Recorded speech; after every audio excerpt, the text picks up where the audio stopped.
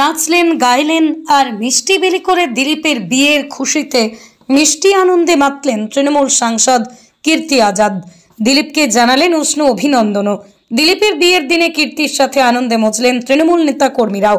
2024 লোকসভা নির্বাচনে বর্ধমান দুর্গাপুরের বিজেপি প্রার্থী হয়ে দাঁড়িয়েছেন দিলীপ ঘোষ। আজ তৃণমূল প্রার্থী হয়েছিলেন কীর্তি আজাদ। দুই যুযুধান প্রতিপক্ষ একে অপরকে তীব্র আক্রমণ করলেও দুজন দুজনকে কোনো অশালীন মন্তব্য প্রয়োগ করেননি।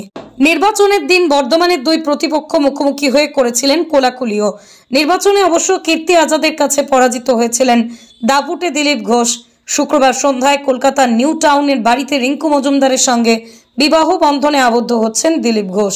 সেই খবর পেতেই বর্ধমান দুর্গাপুরের সাংসদ কীর্তি আজাদ উল্লাসে মাতলেন। মেরে ইয়ার কি শাদি হে গানের তালে গলা মেলালেন, নাচলেন, তৃণমূল কর্মীদের মিষ্টিমুখ করার ব্যবস্থাও করলেন।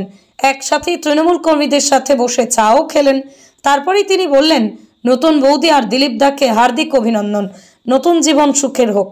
আমরা একে অপরকে রাজনৈতিক প্রতিদ্বন্দ্বী হলেও বিবাহ জীবনের অত্যন্ত গুরুত্বপূর্ণ বিষয়। দিলীপ দার বিবাহ নিয়ে শুভেচ্ছা জানানো আমাদের কর্তব্য। আমি আশা করব এরপর থেকেই দিলীপ দা জয় শ্রীরাম বলবেন।